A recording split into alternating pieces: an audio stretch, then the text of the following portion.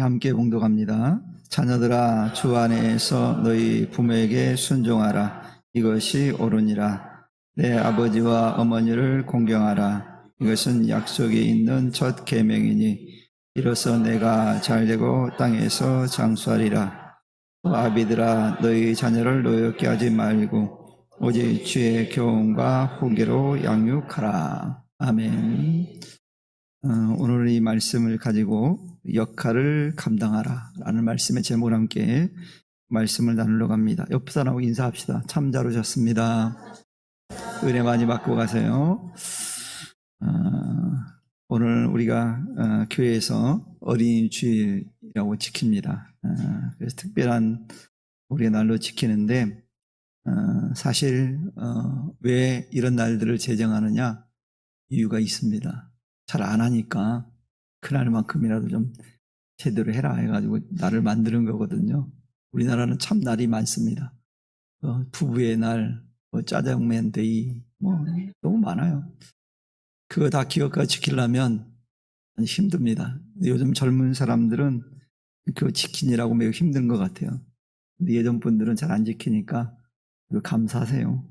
요즘 젊은 사람들은 이거 지키려고 힘듭니다. 여러 가지 참 다 붙였더라고요, 이것저것. 그래서 날이 참 많습니다. 오늘 이 어린이날은, 어린이 주일은 또 우리에게 그리스도인들에게도 굉장히 중요한 날 가운데 하나입니다. 오늘 특별히 이 어린이 주일을 맞이해서 우리 사랑하는 성도들이 다시 한번 우리 아이들을 생각하고 또 부모를 생각할 수 있는 그런 시간이 되었으면 좋겠습니다. 이 하나님께서 이제 인간들에게 주신 가장 기본적인 법칙 가운데 가장 먼저 주신 것이 과연 무엇일까요? 십계명을 통해서도 우리가 알 수 있는데 그것은 뭐냐면 바로 부모 공경입니다. 하나님께서 출애굽한 이스라엘 백성들에게 꼭 지켜야 될 그런 계명들에 대해서 말씀하신 것이 바로 십계명이거든요.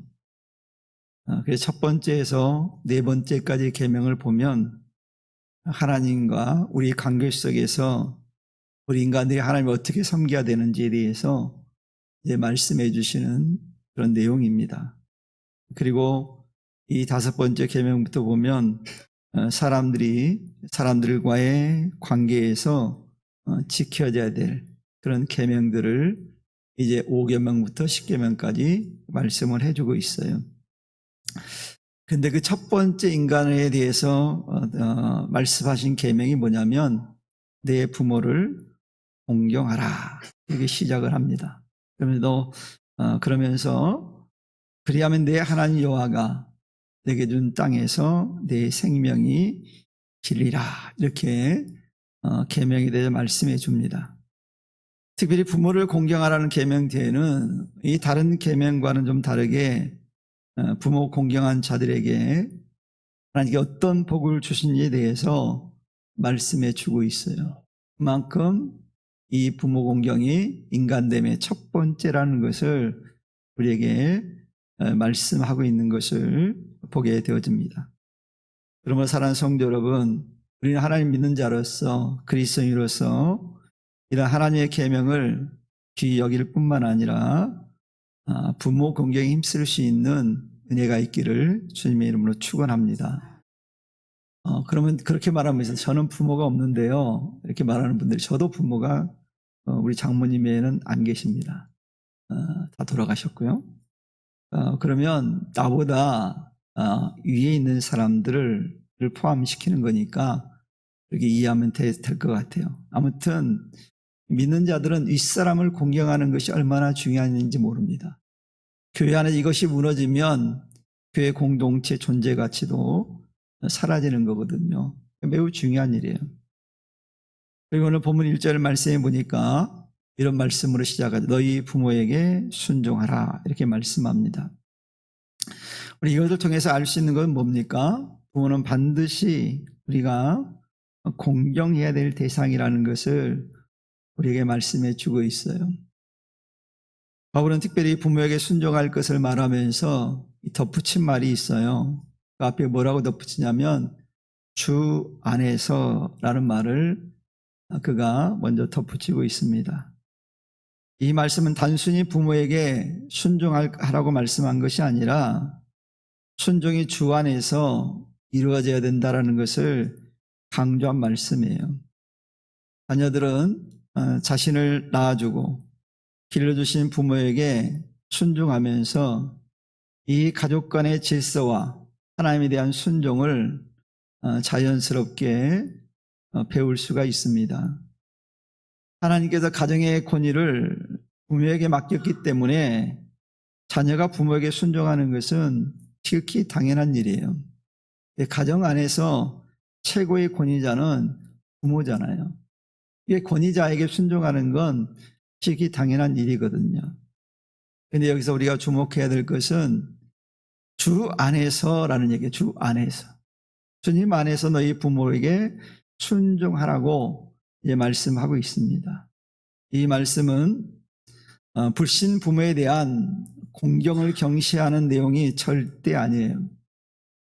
불신 부모를 두었다 할지라도 적어도 그리스도인이라면 성경이 교훈하는 부모에게 자녀로서 할 도리를 다하는 것은 물론이고 오히려 부모의 핵심을 위해서 더욱 섬기는 자가 돼야 되거든요.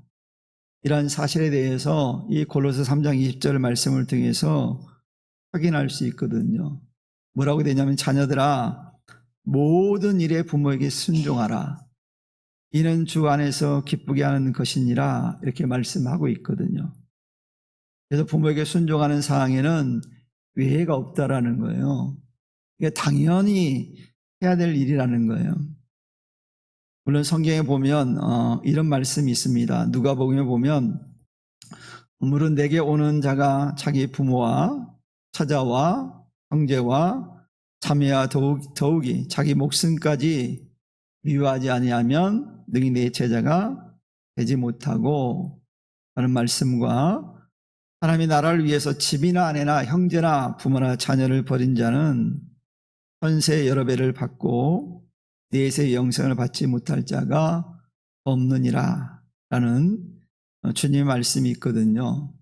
이런 주님의 말씀이 상호 부모를 공경하라는 말씀과 모순되는 것처럼 보이지만 절대 모순되지 않습니다.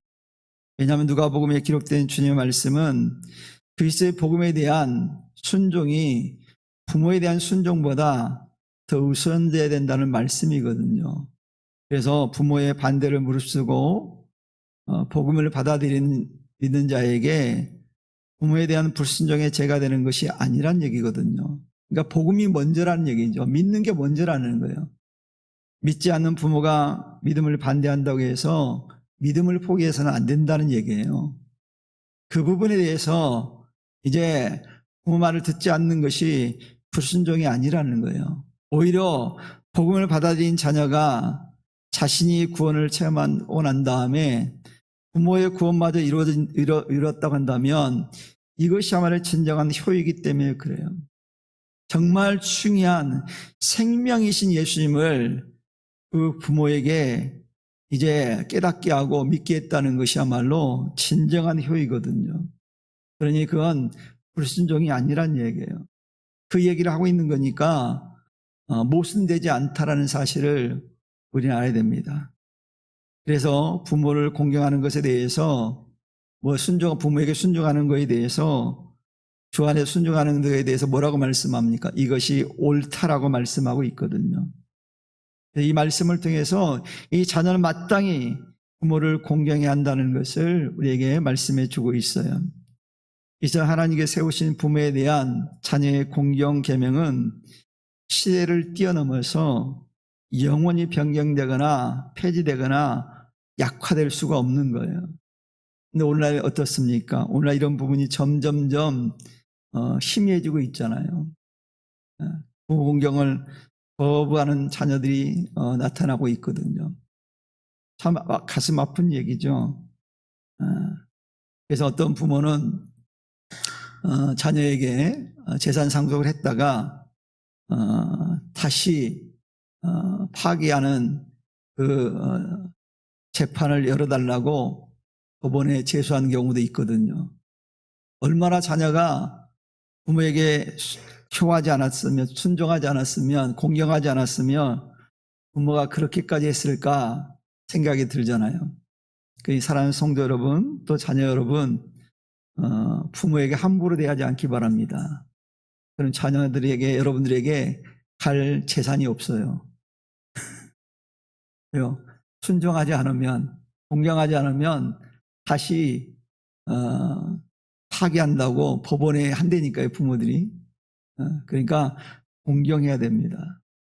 그것 때문에 하는 건 아니고 성경에 분명히 하라고 말씀하고 있거든요. 왜 바울이 이런 말씀을 하고 있겠습니까? 당시 믿는 사람 중에 자신의 신앙생활을 핑계로 부모에 대해서 공경을 게을리하는 일이 있었기 때문에 이 얘기를 한 거예요. 교회를 열심히 섬긴다고 하는데, 열심히 다닌다고 하는데 그 구실로 부모 봉양의 의무를 소홀히 하는 이들이 있었다는 얘기예요. 과거에 제가 농촌에 목회할 때 어떤 성도가 자기는 절대로 부모를 모시지 않겠다고, 그리고 남편하고 결혼하는 조건이 부모를 모시지 않는 조건으로 결혼을 승낙한 거예요. 여러분, 납득이 되십니까? 부모를 모시지 않는 조건으로 결혼을 승낙했어요. 그래서 자기 집에 시부모님들이 오시는 것도 싫어해요. 거의 오는 걸 못 봤어요. 제가 그래서 그분을 보고 한 건 아닌데 5월달이면 가정의 달이니까 이 가정에 대한 얘기를 많이 했거든요. 그랬더니 어느 날부터 교회를 안 나오더라고요. 마음이 좀 제가 아팠어요. 그분 들으라고 한 건 아니에요. 나중에 제가 들으니까 그분이 그렇게 결혼했다고 얘기를 들었거든요. 그러니까 오늘날 그런 시대예요. 그 조건으로 결혼을 승낙하는 사람들이 있을까 하는데 분명히 있을 거예요. 우리 청년들은 그러지 않았으면 좋겠어요. 왜냐하면 아까도 말씀드렸듯이 부모에게 효하고 순종하고 공경하는 자들에게는 하나님 복을 주신다고 그랬잖아요. 그리고 우리가 기억해야 될 것은 오늘 주신 말씀이 세상의 페르나에게 주신 말씀이 아니라 교회 안에 있는 믿음의 사람들에게 주신 말씀이라는 거예요. 즉 믿지 않는 사람들을 향해 말씀을 던진 것이 아니라 세상에서 문제하라고 말하는 사람들을 향해서 말씀한 것이 아니라 오늘 믿음을 가진 하나님을 섬긴다고 하는 그 성도들을 향해서 주신 말씀이라는 거예요. 왜냐하면 그 증거가 있습니다. 바울이 이 에베소 교회에 편지하면서 에베소 교회 성도들을 향해서 이렇게 표현했어요. 신실한 자들이라는 표현을 했어요. 그러니까 에베소서가 수신자가 누구냐? 믿는 신실한 자들에게 주신 말씀이라는 거예요. 전혀 믿음과 상관없는 사람이 아니라 믿음을 가진 사람들, 신실한 성도들, 즉 교회 안에서 열심인 사람들을 향해서 주신 말씀이라는 거예요. 우리는 이것을 통해서 그렇기 때문에 교회 안에 신앙을 핑계로 부모를 봉양하지 않는 사람들이 이제 에베소 교회에 있었다는 것을 알 수가 있습니다. 그러나 부모 공경은 하나님께서 인간사에게 세우신 영원한 법칙이라는 것을 우리가 알 수 있어요. 하기 싫어도 해야 되는 일이라는 거예요. 그래서 성경은 이러한 인간사의 법칙을 어기는 이들에 대해서 강력한 조치를 하나님께서 하라고 명하셨거든요. 제가 한 얘기가 아니라 하나님 주신 말씀이니까 이 얘기 듣고 목사님 나 다음 주부터 교회 안 나올래요? 하면 안 돼요. 제가 한 얘기가 아니라 성경에 있는 말씀을 그대로 제가 말씀하는 거예요. 출애기 21장 11절에 보니까 이렇게 말씀하고 있어요.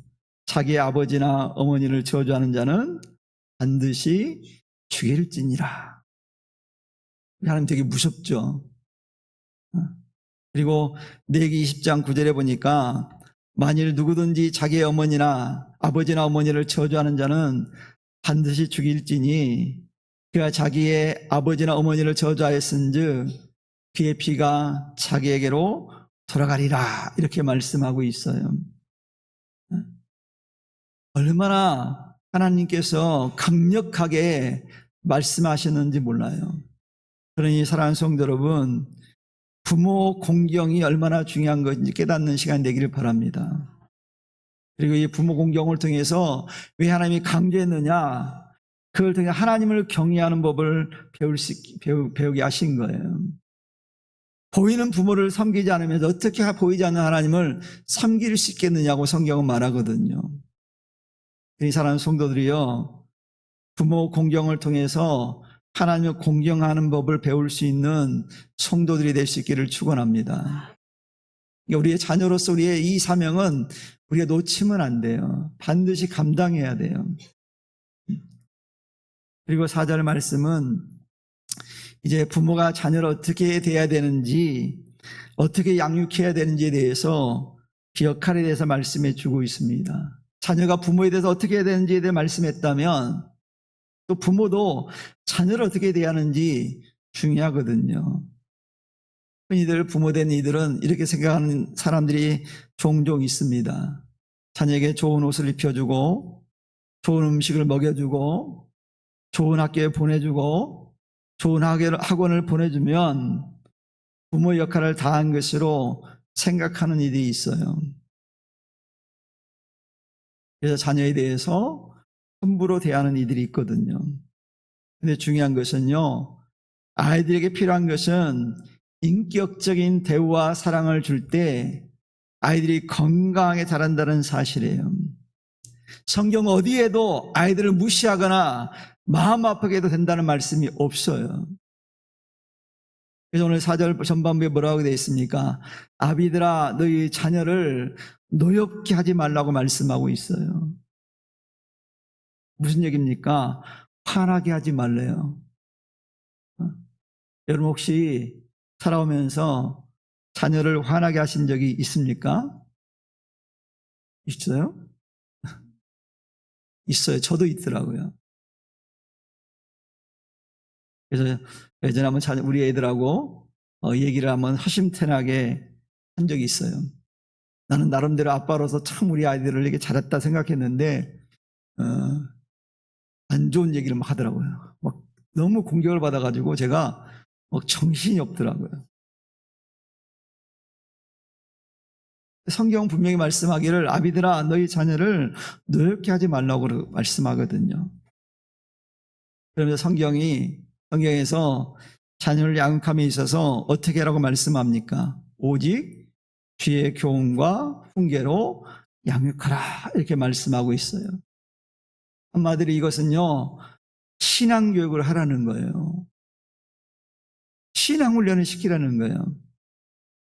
여러분 기독교 가정의 자녀 교육에 있어서 가장 중요한 부분이 뭐겠습니까? 내가 진짜 예수님을 나의 구주로 믿고 하나님이 나의 하나님이고 내가 천국 백성이 되었다고 한다면, 내가 하나님의 시민권을 가진 자라고 생각한다면 우리 자녀들에게 무엇이 중요한지를 알잖아요. 신앙교육이잖아요. 그래서 우리 믿는 성도들이 주목해야 될 것은 뭡니까? 아무리 교양이 있고 아이들을 건실하게 잘 길렀다 하더라도 신앙교육에 실패했다면 어떤 면에서 보면 실패한 거예요. 여러분 농사를 잘 지었다고 생각했는데 중요한 열매가 없다고 한다면 그건 실패한 거잖아요. 그런 농촌에 있었기 때문에 그런 경우를 많이 봤습니다. 저는 농사를 잘 했어요. 품질이 좋아요. 그런데 가격이 하락해가지고 못 팔고 다 갈아엎더라고요. 실패한 거죠. 잘 못 맞췄으니까. 손해가 어마어마하다고 그러더라고요. 왜냐하면 거기 인건비 들어갔죠. 재료비 들어갔죠. 또 농약값 들어갔죠. 또 기계로 일하니까 그 비용이 얼마나 많이 들어가겠습니까? 이런 것처럼 우리가 믿음을 가졌지만 우리 자녀들을 신앙교육에 실패했다면 실패한 것이라는 생각을 가지고 다시 자신들을 돌아봐야 돼요. 그래서 모세가 이스라엘 백성들에게 설교할 때 하나님의 말씀을 후손들에게 가르치되 언제부터 가르치라고 말씀하냐면 어려서부터 가르치라고 했어요. 근데 우리는 어떻게 뭘 합니까? 어려서부터 영어 가르치고 한글 가르치고 수학 가르쳐요. 근데 성경은 오늘 분명히 말씀하기를 신앙교육을 학교가 아닌 가정에서 가르치라고 분명히 말씀하고 있다는 거예요. 모세가 신명기 6장 4절의 9절 말씀을 통해서 우리에게 말씀해 주고 있거든요. 모세가 말씀을 잘 이렇게 얘기합니다. 이스라엘아 들으라, 이렇게 말씀으로 시작해요.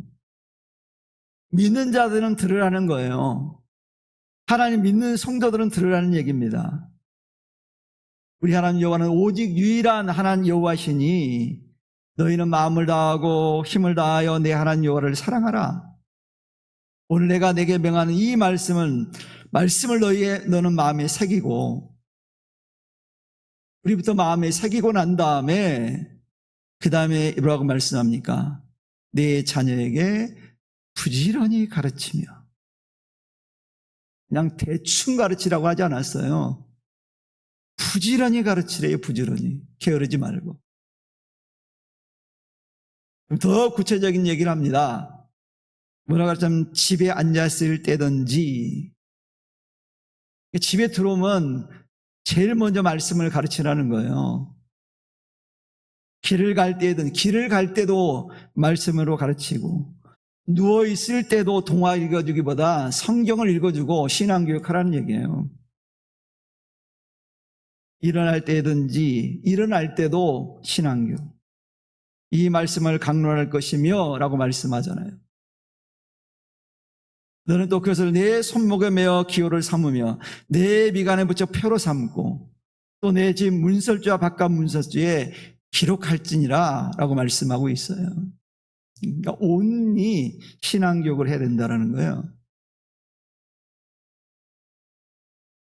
혹시 우리 성도님들 가운데 저를 포함해서 그렇게 하신 분, 오늘 이 말씀대로 하신 분 있으세요? 상 주게, 상.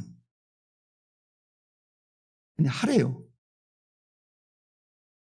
그럼 해야 되지 않겠어요? 우리가 믿음이 있다면.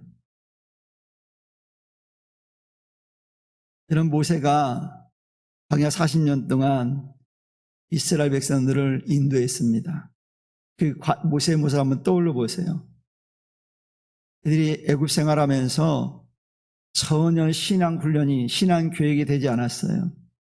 그들을 데리고 40년 동안 광야에서 목회를 할 때 얼마나 힘들었을까를 생각해 보세요. 조금만 불편하면 원망하고 불평하고 막 그랬거든요. 결국 어떻게 됐습니까? 원망과 불평했던 출애굽한 세대는 가나안 땅에 단 한 명도 들어가지 못했어요. 20세 이상, 40세, 20세 이상은. 여호수아와 갈렙에는 한 명도 못 들어갔잖아요. 모세까지도. 우리 이런 사실을 마음속으로 기억해야 됩니다. 그럼 여러분, 영어를 가르치기 전에, 한글을 가르치기 전에, 스마트폰을 가르치기 전에 뭘 가르쳐야 될까요? 신앙을 교육해야 돼요. 프로이드는 3세 이전에 모든 인격이 형성된다고 그랬으니까 그 전에 다 가르쳐야 된다는 얘기잖아요. 그래서 학원에 가는 것이 몸에 배기 전에, 학교에 가는 것이 몸에 배기 전에 교회에 가는 것이 몸에 먼저 배게 해야 된다는 얘기예요. 중요하거든요. 몸에 배게 하는 게. 잠언서 22장 6절에 뭐라고 되어 있냐면 마땅 행할 길을 아이에게 가르치라. 그럼 늙어도 그것을 떠나지 아니하리라 라고 말씀하거든요. 이 말씀과 좀 연결이 되는 속담이 있어요. 우리나라 3살 버릇 8까지 간다. 훈련되어지면 그렇게 되어진다라는 거예요. 제가 예전에 어떤 책을 읽었는데 그 엄마가 쓴 책이에요. 두 아이를 성공적으로 신앙적으로 길러낸 어머니. 내가 신앙만 얘기해서 그렇지 그 신앙뿐만 아니라 그 자녀들은 유수한 대학을 졸업했거든요. 유명 대학. 그게 중요한 게 아니라는 거고 엄마는. 그래서 거기서 그 책에 강조하는 게 뭐냐면 이 엄마는 이 자녀가 학교는 빠져도 되는데 주일날 교회에 빠지는 걸 용서를 안 했대요. 그러니 이 아이가 어떻게 생각하겠습니까? 어릴 때부터 교회는 아파도 가는 것이고 죽기 전에는 가야 되는 곳이고 이런 생각을 가지고 몸에 교회 가는 게 뱄기 때문에 교회 출석을 빠지지 않는다는 거예요. 이게 신앙훈련이거든요. 몸에 익히도록 해야 되는 거예요. 근데 우리는 반대로 하잖아요. 야, 교회는 아프면 안 가도 돼. 학교는 가야 돼. 학원은 가야 돼. 반대로 가르치고 있어요. 그러니 아이들이 신앙이 병들잖아요. 여러분 좀 놀이동산 안 가면 어떻습니까? 또 아이들 노는 데가 뭐죠? 놀러 가는 데가 어디예요? 갑자기 키즈 카페 안 가면 어떻습니까? 생일 파티 좀 안 해주면 어떻습니까? 주님아, 나 예배하는 훈련을 몸에 배도록 하는 게 첫 번째가 돼야 되잖아요. 그래야지 늙어도 떠나지 않는다잖아요. 이처럼 우리는 믿음 생활이 우선되도록 자녀를 양육해야 한다는 것을 오늘 본문이 강조하고 있어요. 그러니 다른 모든 것보다 먼저 돼야 될 것은 바로 신앙교육이에요. 여러분 다윗이 임종을 앞두고 자기 아들 솔로몬에게 간절히 부탁한 게 하나 있어요. 그게 뭐냐면 하나님 말씀에 순종하고 하나님의 뜻을 따를 것을 당부했어요. 열왕기상 2장 3절에 보니까 이렇게 얘기했어요. 내 하나님 여호와의 명령을 지켜 그 길로 행하여 그 법률과 계명과 윤리와 증거를 모세 율법에 기록한 대로 지키라. 그게 무슨 철저하게 지키라는 거예요. 그러면 내가 무엇을 하든지 어디로 가든지 형통할 것이라고 다윗이 자기 아들 솔로몬에게 마지막 메시지를 남겼어요. 왜 이런 유언을 했겠습니까? 신앙이 그 무엇보다도, 믿음이 그 무엇보다도 중요한 것임을 알았기 때문에 다윗이 그렇게 강조한 거예요.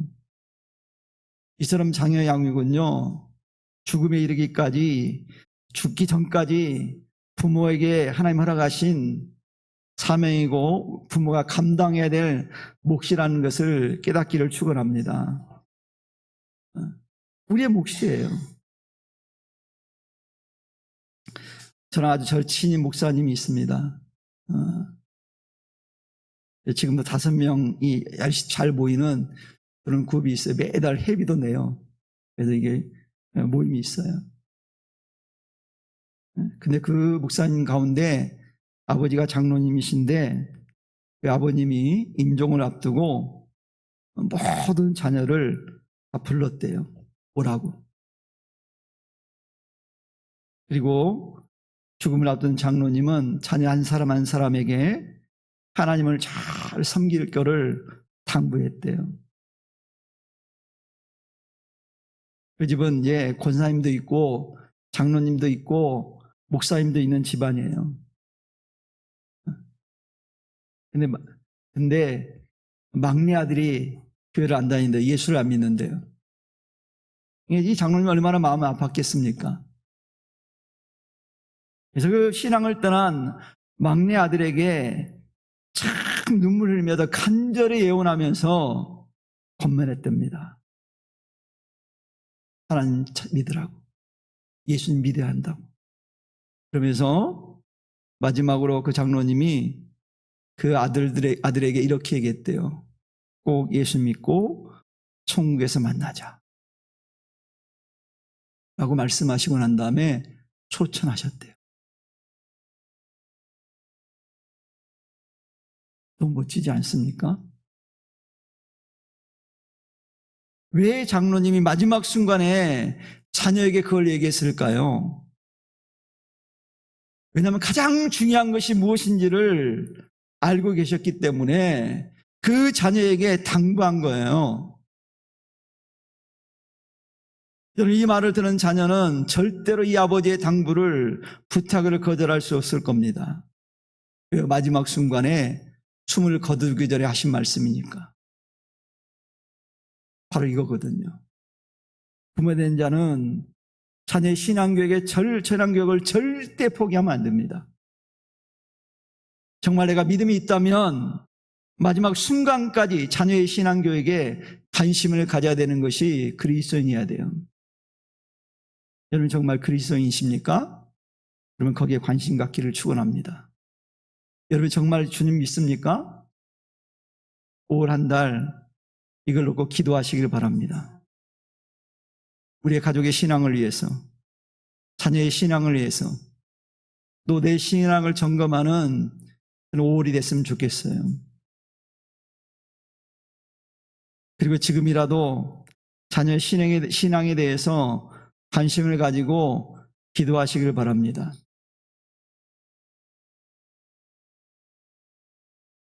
지금이 구원받을 때라잖아요. 은혜 받을 때라잖아요. 더 미루지 않기를 바랍니다. 자꾸 미루지 마세요. 지금은 내가 바쁘니까. 좀 절대 시간 안 납니다. 시간을 내야 돼요. 그래서 우리는 이 5월 한 달 동안 자녀들에게 복음을 전할 기회를 얻기 위해서 기도하시길 바랍니다. 또 복음을 전할 기회가 주어졌을 때 그 기회를 놓치지 말고 복음을 전할 수 있기를 축원합니다. 복음 전하는 일은 알아서 하겠지가 아니에요. 강권해야 되는 일이잖아요. 5월 가정의 달 우리는 우리에게 주어진 각자의 사명이 무엇인지를 다시 한번 점검하고 깨닫는 시간이 됐으면 좋겠어요. 그리고 우리 모두 다시 한번 내 신앙을 점검할 뿐만 아니라 우리의 믿음이 회복될 수 있는 그런 귀한 5월이 되기를 바랍니다. 우리 사랑하는 성도 여러분, 오늘 시간 우리는 내게 주어진 복음 증거의 사명을 잘 감당함을 통해서 하나님 놀라운 은혜를 맛볼 수 있는 5월이 되기를 바라고, 우리 자녀들을 위해서 기도하는 부모를 위해 기도하는 아름다운 5월이 될 수 있기를 주님의 이름을 간절히 축원합니다. 기도합니다. 하나님 감사합니다.